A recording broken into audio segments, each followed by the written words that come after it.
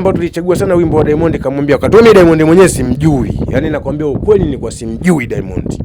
Sijawahi hata inawezekana tumewahi kuonana lakini hatakuwa na ule ukaribu.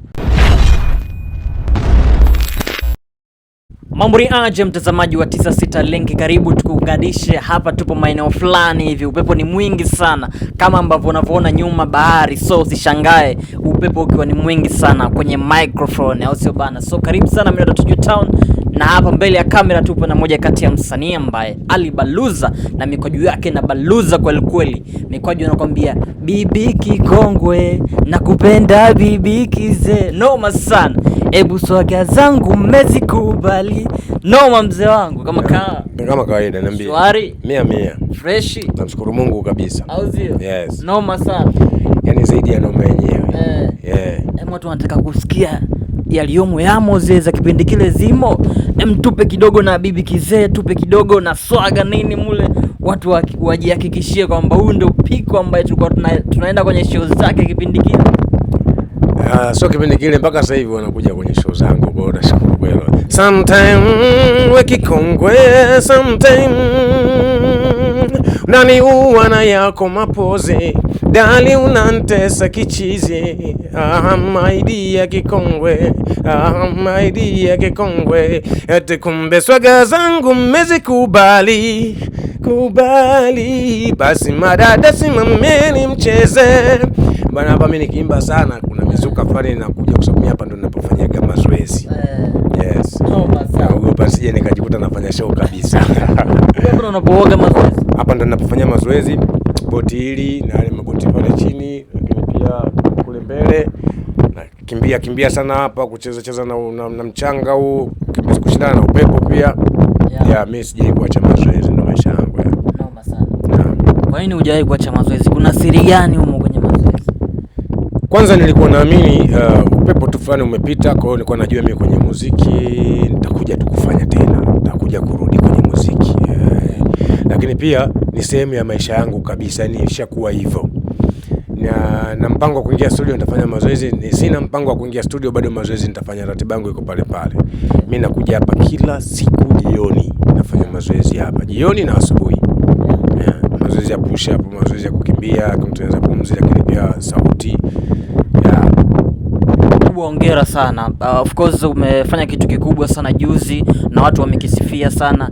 Miaka 30 ya Bongo Flava, moja kati ya jukwaa kubwa sana ambalo kila mtu msanii wa zamani anatamani kulipanda na kwenda kuimba. Na kwa siku za hivi karibuni tumeona show ambazo wanazifanya wasanii mara nyingi huwa majukwaa ya kawaida, hata pia muitikio sio kama mkubwa sana kama ambao tumeona kwenye miaka 30 ya Bongo Flava.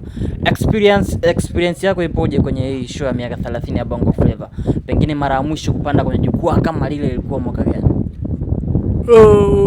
Mara ya mwisho kupanda kwenye jukwaa kubwa ambalo lilikuwa lina vibe kubwa kama ile ya juzi. Mara ya mwisho nakumbuka nilipanda 2006 nadhani, kwa amekuja msanii mmoja anaitwa Wayne Wonder. Kitu 2004 nadhani. Ndio kikongwe yangu mimi ilikuwa ndio inatoka. Kwa sababu nakumbuka kikongwe nimerekodi mwaka 2002 ikatoka 2004. Maana nilikaa nayo miaka 2 ndani, sio? 2004 kulikuwa kuna fiesta baada ya kuisha zile Summer Jam. Summer Jam ndio ikaja ikawa fiesta. Sasa kwa wakati wa fiesta pale msanii mara nyingi tulikuwa yani waandaji walikuwa wanamchukua msanii kutoka mbele. Alikuja Wayne Wonder. Wayne Wonder sijui kama unakumbuka enzi za kina Kevin Little wale. Alikuja Wayne Wonder, mimi nilibahatika kupanda kwenye lile jukwaa na sikuwahi kupata tena jukwaa kubwa hilo kama hilo tena. Ilikuja ikajaribu kufikia kiwango kidogo ile jukwaa la nanili la Gwambina mwaka juzi, pale TCC ile la Bongo Legendary Music Festival. Nilifanya pale, lakini haikuwa jukwaa la heshima kama nilopata hii ya miaka 30 ya Bongo Flava. Ni jukwaa zuri pia, lilitupa platform, lakini hili limetupa platform kubwa zaidi. Naam.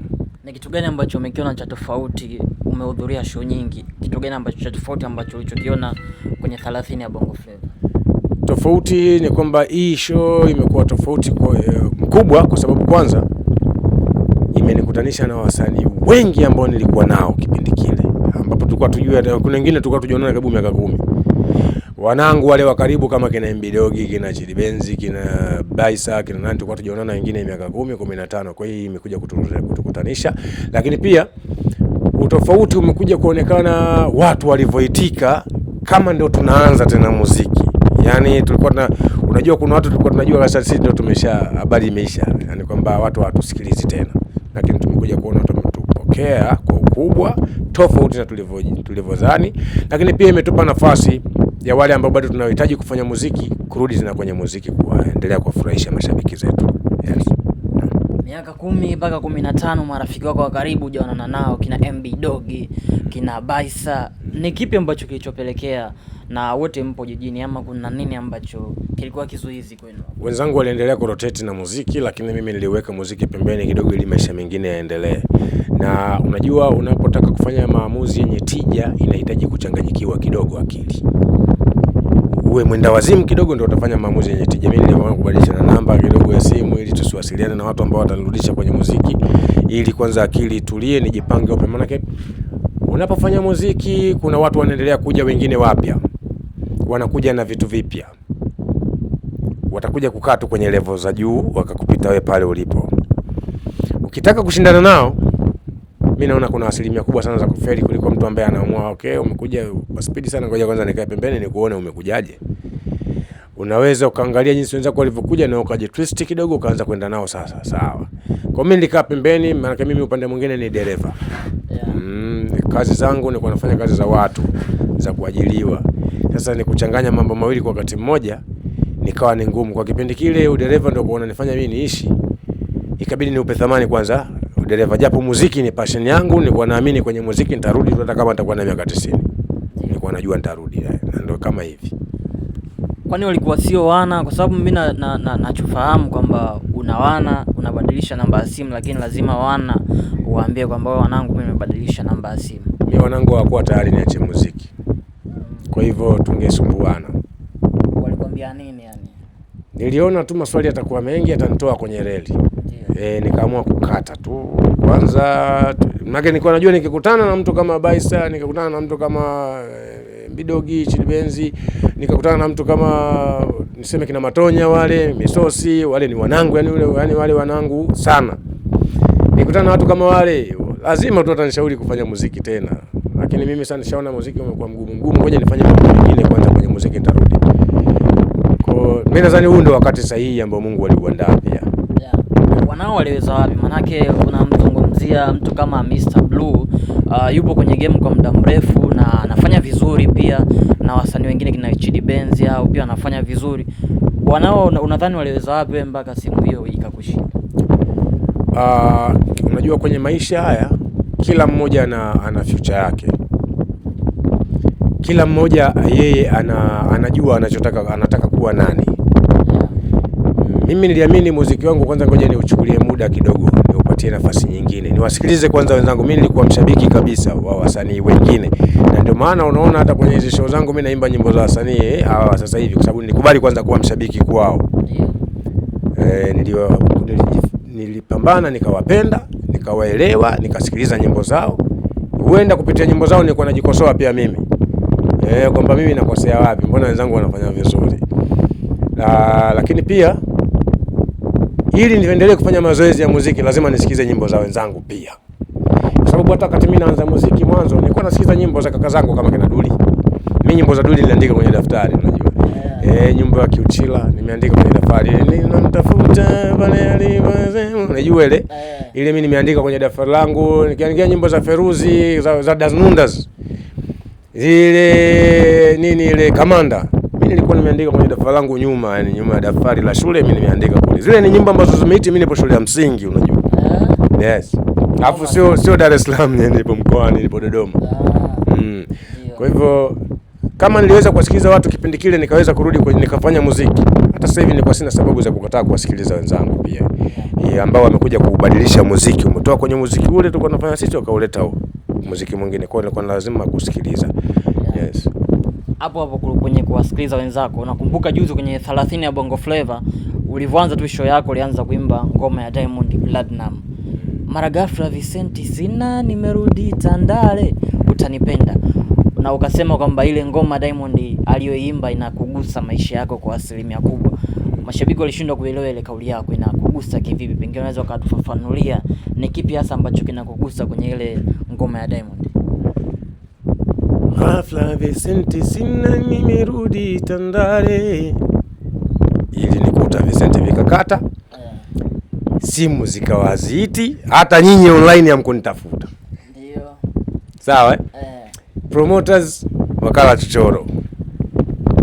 Managers hata mwanangu Hamza alinikataa kidogo.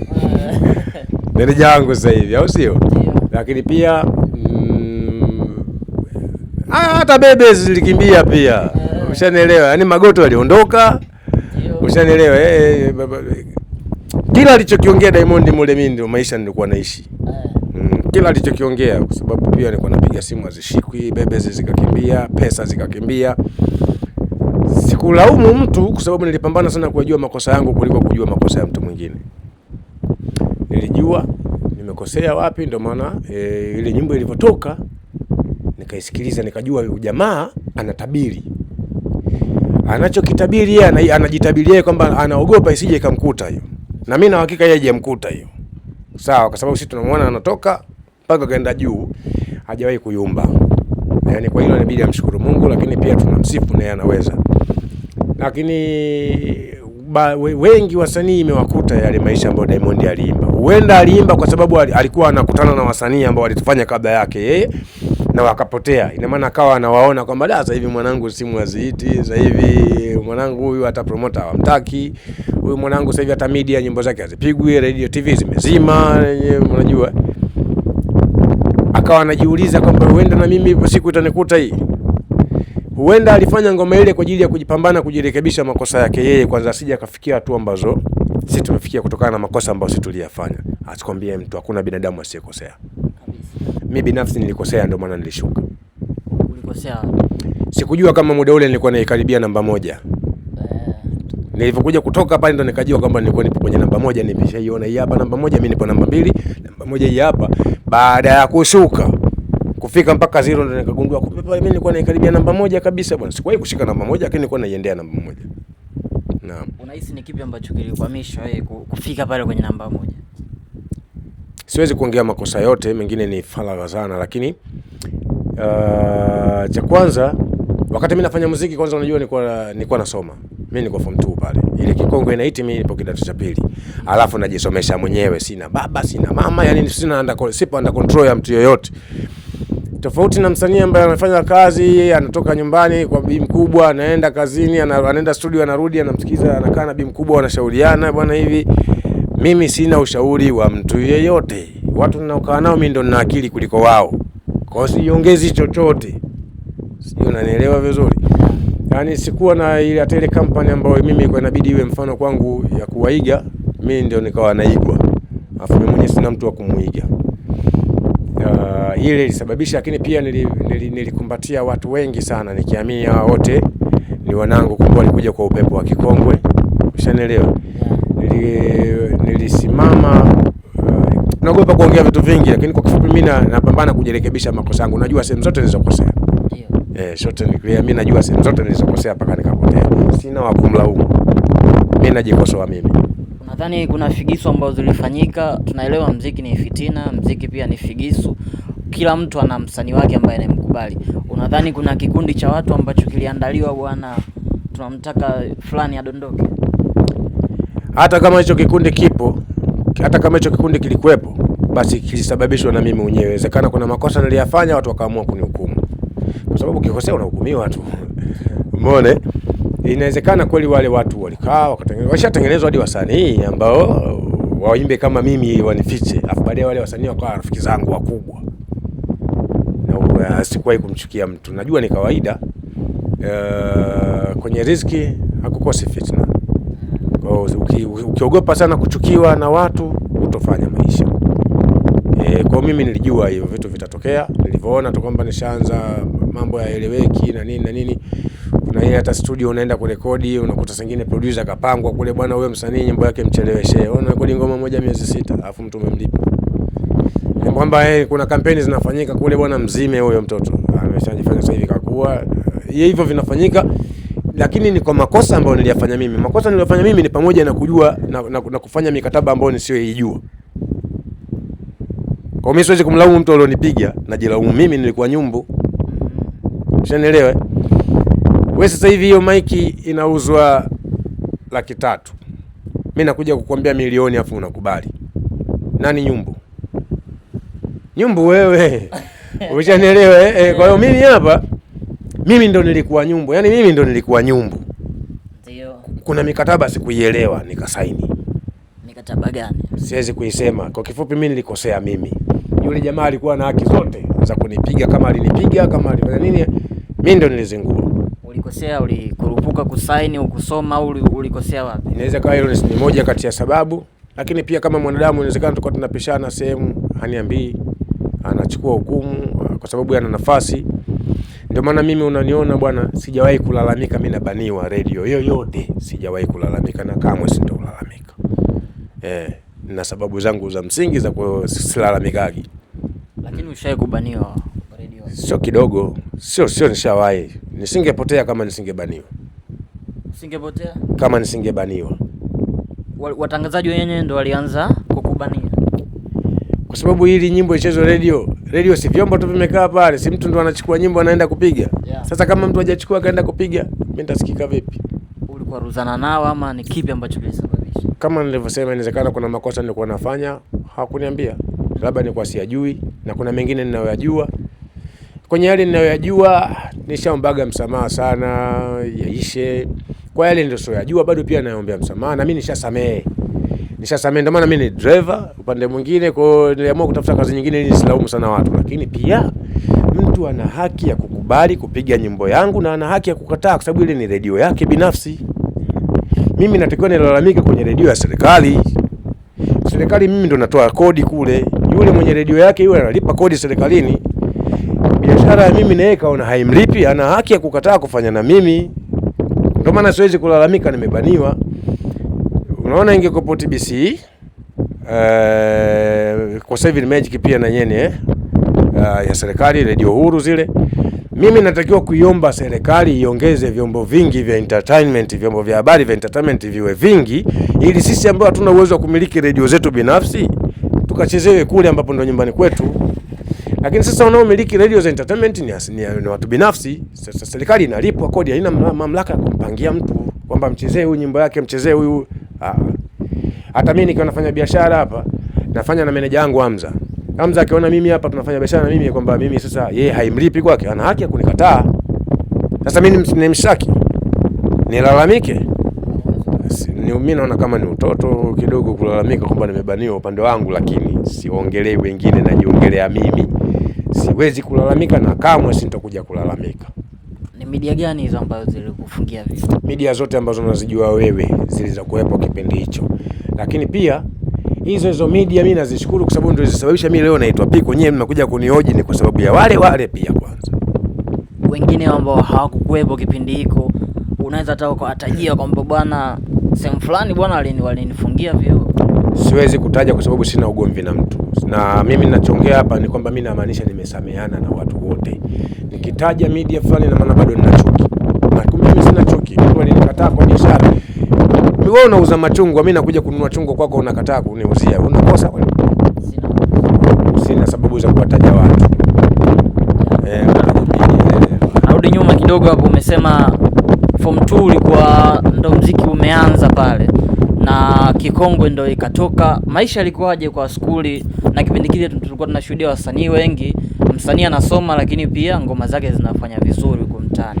Maisha skuli yalikuwaje kwa sababu tayari goma lishalipuka mtaani? Maisha yalikuwa mazuri zaidi, lakini pia yalikuwa magumu kwenye uhudhuriaji wa masomo. Kumbuka mimi nilikuwa naishi mwenyewe, sina baba sina mama. Bi mkubwa alikuwepo lakini baba alikuwa tushazika. Lakini kwa huku mimi nilikuwa naishi mwenyewe Dar es Salaam.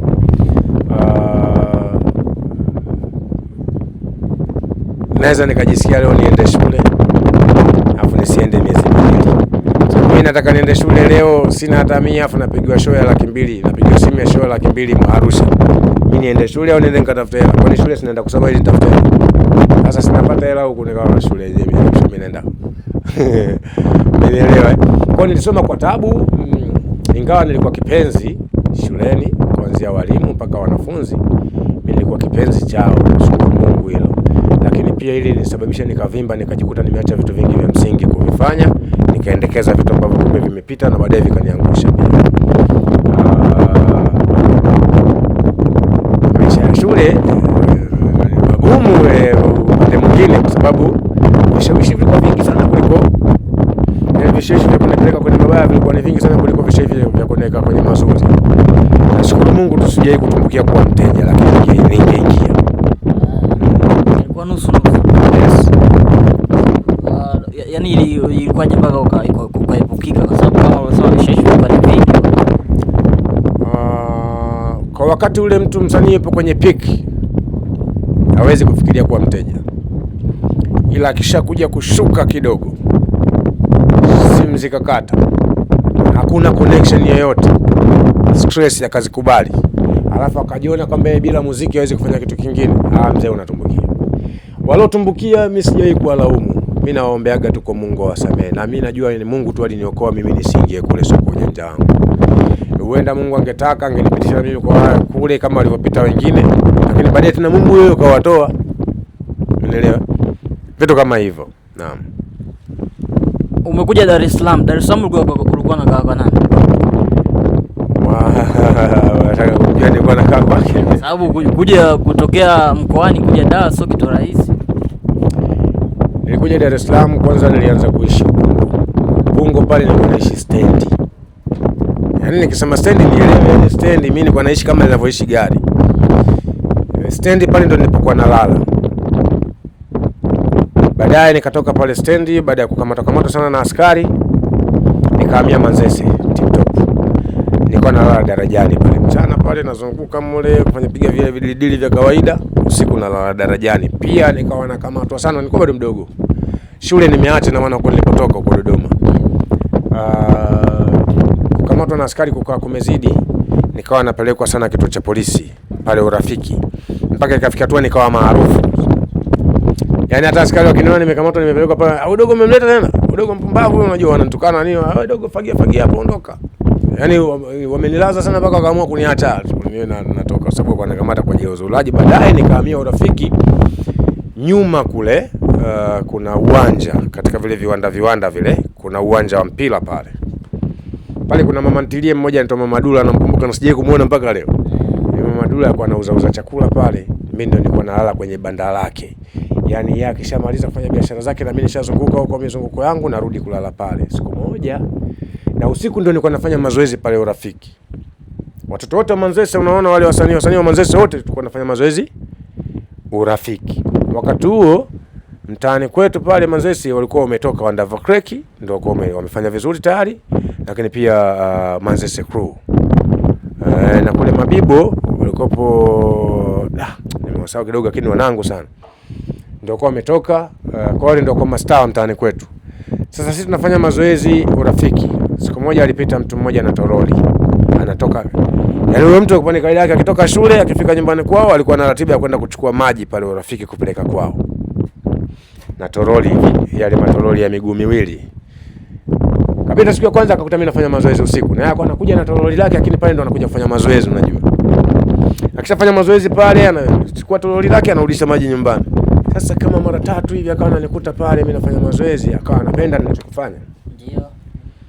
Siku moja kabidi naye akaanza kufanya mazoezi na mimi, sasa tukajuana, nikamwelekeza bwana, mimi naishi hapa hivi na hivi.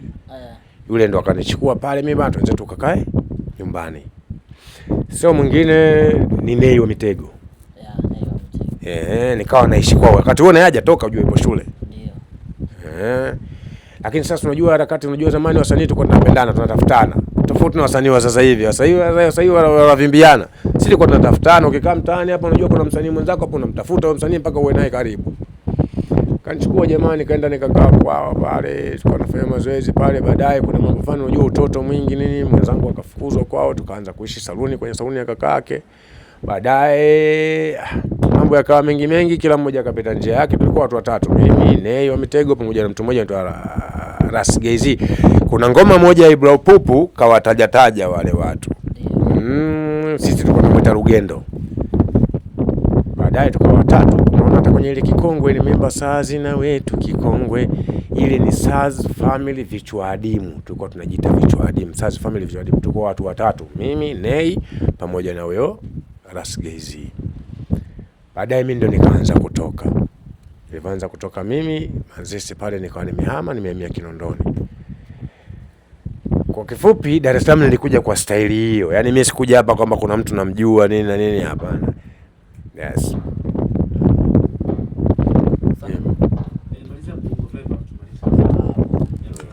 Sawa.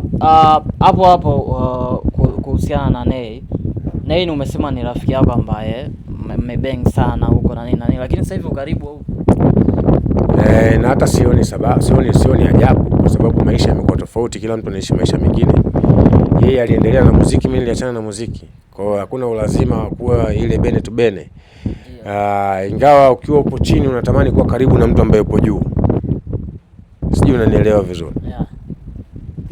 Lakini kama una akili unaamua kufanya kwanza maisha mengine. Mimi najua unanielewa ninachokizungumza. Yaani sitaki kabisa. Mimi nimekubali. Wanakuita muasisi wa tunamjua wanaita Mishangazi, unakubaliana nayo? Wananiita mimi mwenyekiti wa Mishangazi. Ndio wanavyoniita sasa hivi Gen Z hao. Wananiita Gen Z biausho sana. Wananiambia mimi ndio mwenyekiti wa Mishangazi, wamenipa chocheo na nakikubali, kwa sababu ni kweli hapa ndo pana kuonyesha utofauti wa wasanii wa zamani na wasanii wa sasa hivi. Sisi tulikuwa mbele sana ya muda. Sisi tulikuwa tunafanya vitu vya kesho bila kujijua. Wenzetu wanafanya vitu vya leo vya sasa hivi na vinaisha. Sisi tulikuwa tunafanya vitu vya zamani. Unajua hii Mishangazi ilikuwepo zamani, lakini watu walikuwa hawajaipatia jina. Ushanielewa mimi nilivyokuja kufanya ile Kikongwe, watu ile habari za kulelewa, mtoto wa kiume analelewa na mwanamke, zikaja zile zikawa nyingi sana, zikawa sasa maarufu. Lakini baadaye ndio ikaja kutokea hii Mishangazi, sasa wakaita Mishangazi. Ushanielewa? Lakini ni kwamba sisi ndo tulianza hizi habari. Na mimi hata baada ndio sikumaanishaga hiyo, isipokuwa wao wamemaanisha hivyo, imebidi niende hivyo. Nilimaanisha kitu kingine kabisa. Bado ule mpango wetu wa kufanya remix na Harmonize, no comment hapo. Mtafutana? No comment. Au management? No comment. Sawa, tumalizie na ile hapa. Juzi kati hapo ulikuwa na mjadala, Feruzi alikuwa anazungumza, akasema kwamba wao na Dully Sax kina Feruzi ndo walileta Bongo Flava, ndo waanzilishwa Bongo Flava. Wewe ulikuwepo kipindi hiko, hem tupe historia hapo. Ni kweli Feruzi ndo alikuwa ameleta Bongo Flava? Kama Feruzi anasema ameleta wao ndo wameleta Bongo Flava kwa maana Daznunda, sio? Yuko sawa kwa upande wake, lakini kama pia Dully anasema yeye ndo kaileta Bongo Flava, yuko sawa upande wake. Isipokuwa mimi ninachoelewa ni kitu kimoja. Ukweli zaidi wanaojua wao, lakini ninachokikumbuka mimi wale wote ni kaka zangu kwenye game hata kiumri. Mimi nimeanza muziki wakati mimi nawasikia wale, mimi nipo shule ya msingi. Ninachokikumbuka vizuri, zamani wasanii wote wa Bongo walikuwa wanafanya michano ili uonekane msanii urap. Hata sisi tulianza na kurap. Wale Daznunda walienda kwa P-Funk. Wakati producer bab kubwa ni P-Funk peke yake, unajua walikuwa wengi maproducer wazuri, lakini P-Funk ndio wanaonekana ukienda pale umetoboa. Wale walienda kwa P-Funk. Ninachokikumbuka mimi, kufika pale walidharauliwa, walikejeliwa, walibezwa, wakaonekana wanaimba kwaya. Yaani yule P-Funk akawa amezoea kuona watu wa hip hop. Wakaenda wale watu wanaimba zile style zao za kuimba. P-Funk akawatimua wale, akawafungulia na mbwa. Mimi nakumbuka kila kitu. Akafungua jibwa moja, alikuwa na jibwa moja kubwa sana, na mlinzi mwenyewe kafanana na ile jibwa. Yaani mlinzi wa pale kwa P-Funk amefanana na ile jibwa. Sababu yaani mimi nije nisikizwe na mlinzi ambaye katoka kijijini huko hata kulima. Yaani wewe hata kuimba hajui, nasikilizwa na huyo. Baadaye P-Funk alipowatimua wale watu kwa sababu kwa nia ya muziki, wakaenda kwa Mikamwamba. Kwenda kwa Mikamwamba kuwadharau wale, akawatengenezea goma lile.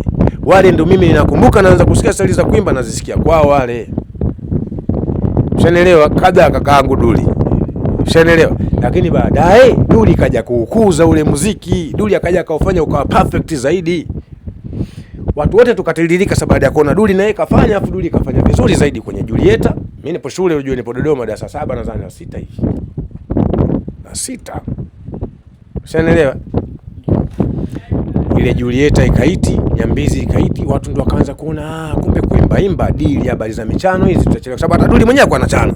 Ndio. Kama mnakumbuka vizuri, sikizeni vizuri Julieta utanielewa ninachozungumza.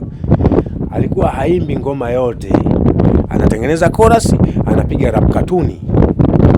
Sisi tunaita rap katuni, rap katuni zaweza kina Inspector, sijui lakini kama wao wanazikubali. Lakini ile ni rap katuni ilikuwa inaitwa hivyo. Duli alikuja akafanya ule muziki ukawa mkubwa. Watu wote sasa wakawa wakifanya kuimba wanaoeleweka, watu wa hip hop wakaanza kuwa wanyonge sasa kidogo. Hata watu wako wameanza kufanya hip hop wamefanya vizuri wakarudi kwenye kuimba. Sasa hapa kama Feruzi atasema yeye wao waliuanzisha, mimi ndio maana nasema Feruzi iko sawa Kidasunundas, lakini pia Duli na yeye iko sawa kusema kwamba ikaanzisha, isipokuwa aloleta jina la Bongo Flava sio Duli wala sio Feruzi ninavyokumbuka mimi. Lakini kama wao watakuwa wanaona mimi nakosea wanisamehe tu, mimi nakumbuka naongea ninachokijua. Aloleta jina la Bongo Flava ni marehemu Steve B. Ndio akasema muziki unaitwa ladha za bongo, tukiuleta kwenye Kiingereza unaitwaje? Basi kwa wale uleta jina la Bongo Flava ni Steve B marehemu kwa sasa hivi, Mungu amweke mahali pema peponi. Lakini pia na ndio kupo msanii, ndio kupo DJ wa kwanza kumkabidhi CD yangu ya Kikonge huyo, afa kuipiga kaeka miaka hii miwili ndani. Ushanielewa? Mambo mengi hatuwezi kuyaongea yote, lakini yule ndio wa kwanza. Duli na Feruzi wako sawa wote, ninawaheshimu wote, sitaki kuongelea yote vibaya hapa na sina tatizo na wote. Hapo kwenye uanzishi wa Bongo Flava kuna watu wanasema pia wa Nigeria kina Dibanji kina Two Face wamechukua muziki wetu. Wale wamechukua muziki kwetu. Ngoja nikwambie. Unajua sisi wengine tulichelewa kutoka tu, lakini tuliamka mapema. Ndio.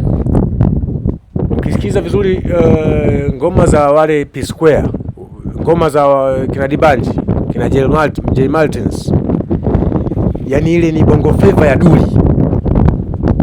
Sijui unanielewa vizuri. Wale wanaishi huku. Unajua wa Nigeria wamesambaa dunia nzima. Unaelewa hicho kitu? Yaani katika watu ambao wamesambaa vibaya duniani wa Nigeria.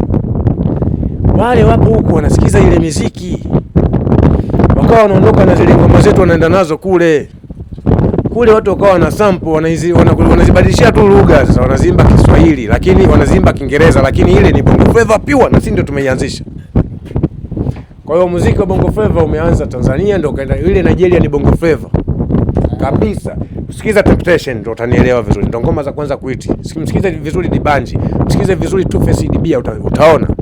Kuna mule ndani mule kuna yani wale watu, kuna mule utamsikia Steve R&B mule utamsikia Baisa hata kwenye michano, mule utamsikia kina Neyo Mitego mule wamo, ndio kina Dibanji hawa. Yani muziki wa Nigeria umetoka kwanza kwetu, afu ndio kaenda kule, wao wakaufanya ukawa mkubwa kwa sababu kwanza wao wako wengi kuliko sisi. Wa Nigeria wakiwa 20 hapa Tanzania ni kama wako 200 hapa. Wanavyosambaziana ile ngoma lazima tuisambaze. Wakienda Marekani kule wapo karibu 800 kule. Ukienda huko Kongo wapo wa Nigeria, ukienda wapo wanatumiana, wale wana ushirikiano kuliko nyuki. Sisi hamna hiyo kitu, ndio maana sisi hatuwezi kupiga hatua kubwa. Muziki wetu unachukuliwa unaenda kufanywa kazi sehemu nyingine na unakuwa mkubwa kule. Sisi tunaanza tena kuushabikia, tunawaita wale wasanii, tunawalipa hela nyingi. Hela tungewalipa wasanii wetu wa ndani hapo. Hapo kwa wasanii wetu wa ndani. Hivi nani ni mkali kabisa kwenye masuala mazima ya kuimba live kwa sasa hivi? Watu sijui wanataja kina Alikiba, kina Mbosso, kina Mario, kina nani. Wewe ukiwa kama Mkongo unasikiliza muziki na unasikiliza live zao, ni nani watano tunao mkali kabisa?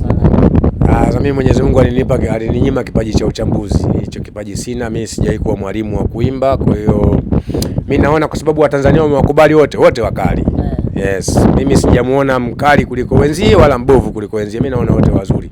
Sina kipaji cha uchambuzi. Ndio. Yes, mimi sio mchambuzi. Lakini vipi unavyoona wanavyowakilisha muziki? Napenda sana, wanafanya muziki mzuri. Yupi hasa unamkubali? Wote kabisa. Ndio. Wote. Ndio maana mimi nimekariri nyimbo za Mbosso, nimekariri nyimbo za Rayvanny, nimekariri nyimbo za Alikiba, nimekariri nyimbo za Diamond. Mimi nimekariri nyimbo yote utakayoniambia mimi nikuimbia na kuimbia hapa, kwa sababu nawapenda wote kwa kiwango sawa, sina bora zaidi yake, zaidi ya wenzie. Yes. Neno lolote kwa maisha? Narudi kwenye muziki. Naogopa kuahidi sana, ila nitazameni sana. Nitaona ninachokifanya. Manake nakumbuka 2000 na ngapi ile pale TCC niliwaahidi hivi alafu baadaye nikawazingua, sitaki kuwakosea tena. Wanitazame tu, naogopa kuahidi sana. Sawa, kidogo la mwisho kabisa ili hapa. Hivi kwa nini hukuwahi kufanya kazi kwa P-Funk? Wakati ule sisi tunaimba kwa Twitter, tunaimba kwaya. Sijui unanielewa. Kwa hiyo kwenda tena kwa P-Funk nikawa naona uzito. Kuna siku moja Coco Beach pale, mimi nilikuwa na meneja wangu ambaye anaitwa DJ Venture. Yupo mpaka sasa. Kaka yangu, maisha yangu ndio alionitoa. Tulienda na ngoma ya kikongwe ile ndio inafanya vizuri. Pale kulikuwa kuna P-Funk akupa na party zake pale, kama mnakumbuka vizuri. Nadhani wewe ulikuwa bado sana huko shule ya saa 2 saa 3 wote nyinyi. P-Funk alikuwa na show zake pale za wasanii wake wale. Ndio. Ushanielewa, wasanii wake unawaelewa kipindi hicho. Wale bab kubwa. Venture anataka mimi nifanye ngoma ya pili kwa nani? Kwa P-Funk, na mimi ndio nilikuwa ndoto zangu nifanye kwa P-Funk. Siku ambapo P-Funk alipelekwa ile ngoma akawa anasikiliza Venture hizi bwana, hizi gospel hizi anazoweka nikamwamba sana ile mtu wa vinanda malimba na nini. Mimi hizo sio pigo zangu. Mimi nafanya muziki, nafanya bongo flavor.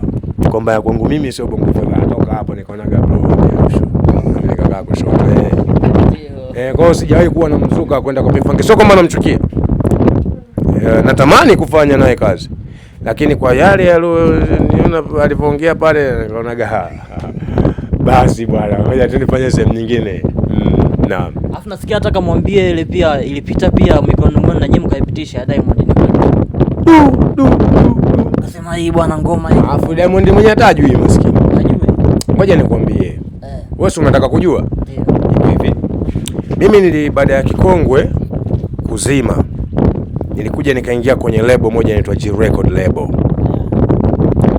Kaka yetu Guru, sisi tunamuitaga baba kwa sababu alikuwa anatulea kama watoto wake, sio tu wasanii wake. Guru producer wake alikuwa anaitwa KGT. KGT ni mkali sana wa mastering. Bab Junior alikuwa na wasanii wake wale kina top C, shanielewa bwana, kina Toxic Star. Nakumbuka nyimbo ambazo alikuja nazo, alikuja na nyimbo za wasanii kama 10, na mtu mmoja sisi tunamuita Mac zamani, Mac, sasa hivi anaitwa Bonge la Nyao. Sawa, mwanangu sana wewe naye. Walikuja na zile nyimbo zote, Bob Junior kaja na zile nyimbo za wasanii wake ndio anataka kuwatoa. Na kuna dogo mmoja anaitwa Dr. Karim, sijui kama wengine wanamkumbuka. Miongoni mwa zile nyimbo zilikuja nyimbo 10. Tulikuwa mimi naogopa kuwataja wengine kwa sababu hawajawahi kuiongelea, lakini tulikuwa wengi na wasanii wengine wakubwa ambao sasa hivi wanafanya vizuri. Katika kuzisikiza zile nyimbo, Bob Junior anataka comment, nyimbo ipi hapa italeta mpunga mezani? Katika kusikiliza bwana, mimi nilizipenda nyimbo zote zile zote. Tulikuwa mimi ambao tulichagua sana wimbo wa Diamond, kamwambia wakati Diamond mwenyewe simjui. Yaani nakwambia ukweli, nilikuwa simjui Diamond. Sijawahi hata, inawezekana tumewahi kuonana lakini hatakuwa na ule ukaribu. Mimi nilipozisikiza zile nyimbo, kuna ngoma moja ilipigwa pale, yani unajua nikawa naisikia kabisa inatembea. Yani nakwambia hivyo mbele za Mungu. Sina ukaribu na jamaa, yani kabisa sina. Sijawahi kuwa naye karibu. Na ile ngoma ilipenya kabisa, vinyweleo vinasimama. Yani unasikiza ngoma, vinyweleo vinasimama. Nikawaambia hivi, Bob, watu walitoa comment wengi, lakini mimi hapa na mdogo wake G-Love kitu kama mjaliwa sijahaji, kitu kama hicho bana kitambo kidogo. Sisi tukasema hizi ngoma zote hizi hela, lakini huyu mtoto mwenye ngoma hii, huyu mtoto kama kuna sehemu karoga, anatakiwa akamchukua ile mchai wake akae naye ndani, yani kwa sababu sio ngoma ya kawaida. Hii ngoma hakuna atakayeizuia. Hizi ngoma zote Babu Junior zitakuletea, lakini hela nyingi iko hapa. Kumbe yuko pale mwamba, mimi simjui. Mimi nakuja kuambiwa baadaye wakati ndo anaondoka, naambiwa bwana, unamwona yule umesimama hapa hivi, yule ndio mwenye ngoma yenyewe. Ndio maana ulivyoongea hivyo, yeye katoka nje kaja kanunua soda kaleta hapa. Yule ndio mwenye ngoma. Hapa nani na ngoma? Anaonekana yeye mdogo, ngoma kubwa. Sijui kama naeleweka vizuri eh? Ngoma kubwa kuliko muonekano wake, anaonekana bwana mdogo sana. Wakati washaondoka sasa, kwa sikubadilika hata kuongea naye. Baadaye kweli nashangaa ile ngoma kweli imeenda. Nilichukua na kitabiri na ndio mpaka leo tunaona. Jamaa hajashuka. Hajawahi kukosea. Namshukuru Mungu pia kunipa uwezo wa kugundua kwamba hapa kuna kitu. Hajawahi kutafuta tena baada hiyo. Na ana sababu za msingi za kutonitafuta kwa sababu hatakuwa na ukaribu wowote. Kwa hiyo hatakuwa na ukaribu wowote. Sasa sija ananitafuta kwa ajili na ile issue ilitokea siku moja pale. Hata yeye mwenyewe sijui kama hata anakumbuka. Yeye mwenyewe sijui kama anakumbuka. Unaona hata Misosi ndio alikutanisha mimi na Mikamwamba, Misosi na Adimadi. Lakini hata wao walikuwa wajua hawakumbuki. Nimekuja kuwakumbusha juzi hapa baada ya kukutana. Mimi nimeshakaa studio pale kwa Mikamwamba miezi 6 pale, na wewe nikwambia napishana naye, siambii kama ndio huyu. Watu wanajua nikiambia ndio huyu nimetoka, watu hataki nitoke. Misosi na Adimadi ndio wakaniambia tukupeleke kwa Mika. Kwenda namuona tunaona kila siku hapa. Kwa hivyo hata Diamond hajui kama mimi ni miongoni mwa watu waliochukua. Naweza nikasema hakumbuki. Sio issue kubwa sana mpaka sijui vipi. Mimi nilifanya kwa mapenzi, nilichagua kwa mapenzi, nilichokitabiri kimeonekana. Mpaka leo jamaa yuko juu. Kumbe Roho Nzuri alianza kitambo, aliwanunulia soda baada. Alitununulia soda na kipindi kile alikuwa hana hela. Alitununulia soda ile upendo, yani ile furaha ilizidi. Inawezekana hata Mwamba alitoa nauli yake ya nyumbani akanunua soda. Kwa sababu alikuwa anatembea wale wanaonekana machao. Sijui unanielewa ninachokizungumza kwanza naomba nieleweke, mimi nazungumza sio kwa chuki kwa mtu yeyote. Nazungumza nilivyoviona kwa macho. Hivyo ni kweli mimi ndio nitabiri ile ngoma ya Diamond. KGT atakuwa anakumbuka hivyo vitu. Kina Shodadi wale, kina Alcom. Sasa tulikuwa wengi siku hiyo, kina Pasha wanakumbuka pia, tulikuwa wote kina Takwa Double ambao alifanya alifanya ngoma sawa. Kina Spence Madini kama unakumbuka. Wale watu wote walikuwepo. She's sexy. Toxic Star walikuwepo pia, wote wale. Wakati mimi nachagua hiyo nyimbo walikuwepo. Mimi ndio nilikuwa mtu wa mwisho kutoa comment, lakini kumbe mimi na yule jamaa mdogo wa Kiguru ndio tulikuwa tumeichagua ile ngoma. Kamwambia, noma ile. Noma. Basi shukrani sana.